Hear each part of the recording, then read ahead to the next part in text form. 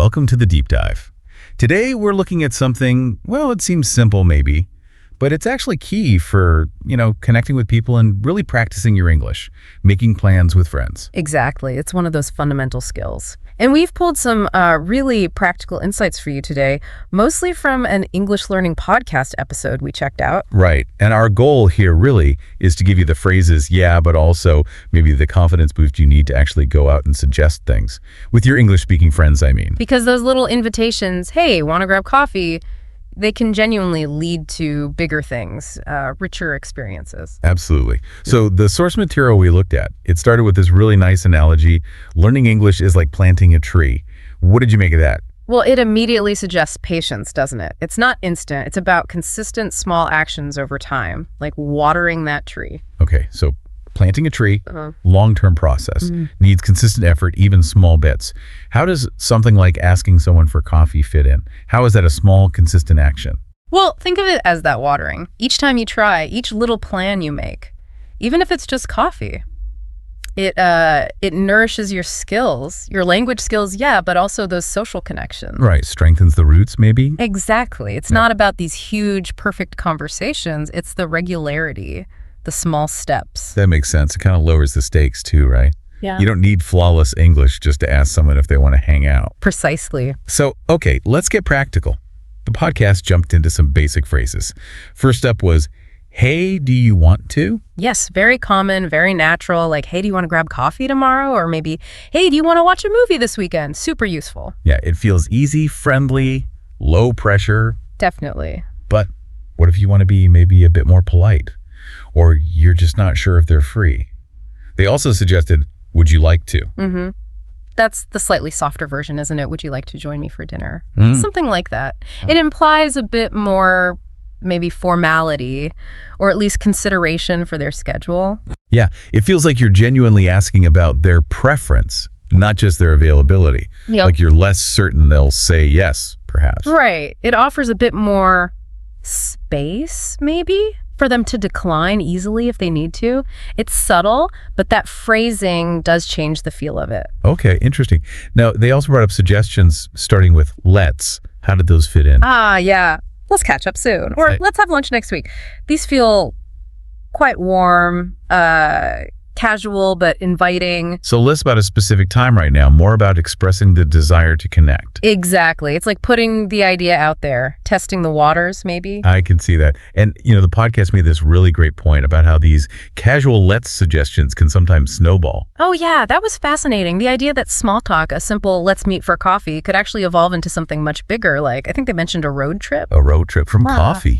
Yeah. It just shows how one little connection, one plan can build trust and, open doors to more shared experiences. It really underscores that making plans is building friendship. That's a powerful thought. Okay, so another very direct phrase they covered was, are you free? Yep, straight to the point. Are you free this Saturday? Are you free for lunch tomorrow? Simple, clear. What's the advantage there? Just efficiency. Pretty much. It gets right to the core question. Yeah. Availability.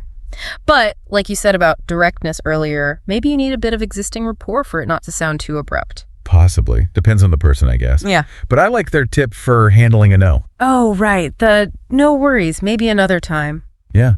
Just keeping it light, positive, no big deal. Crucial. That makes it easier to ask again later, keeps the door open. Definitely. Now, speaking of feeling maybe a bit awkward when you start out. Yeah. The podcast shared a personal story, didn't it?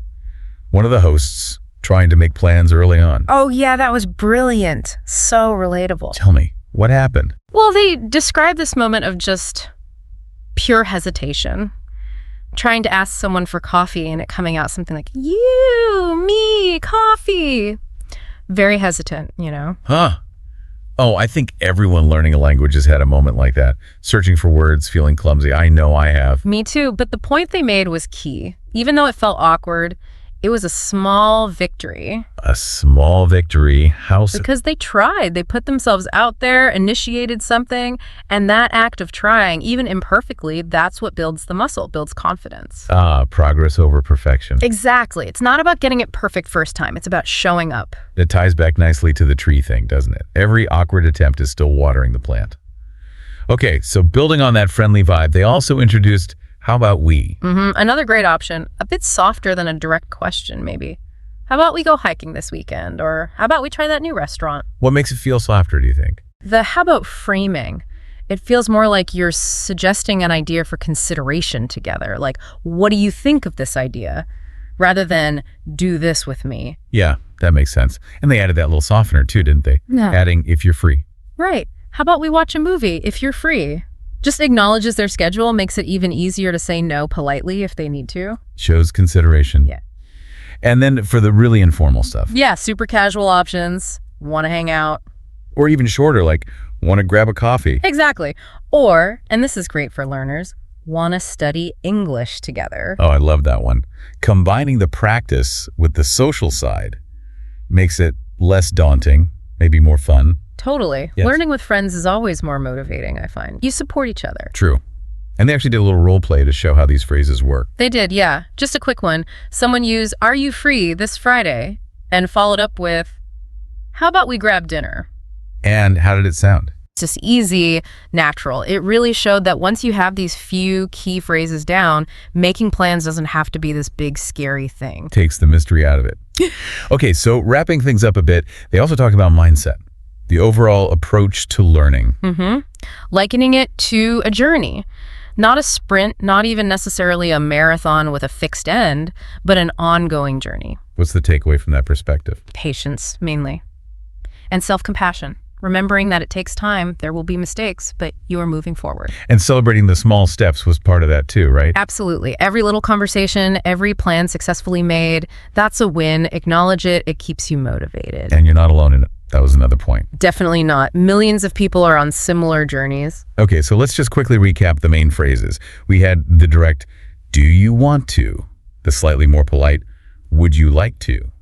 The warm, open, let's. And that friendly suggestion, how about we? Plus the super casual wanna. Yeah, a good little toolkit there.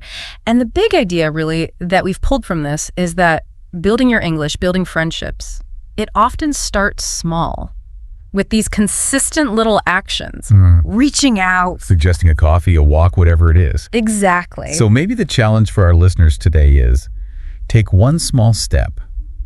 Think of someone. Send a simple invitation in English. Use one of these phrases. Yeah, just try it. See how it feels. You might surprise yourself with how good it feels, confidence-wise. And, well, who knows? Who knows what might come from it, right? Precisely. Think about it. How many unexpected adventures or, really deep connections might just be waiting behind a simple, "Hey, want to grab coffee sometime?" In English, it's worth finding out.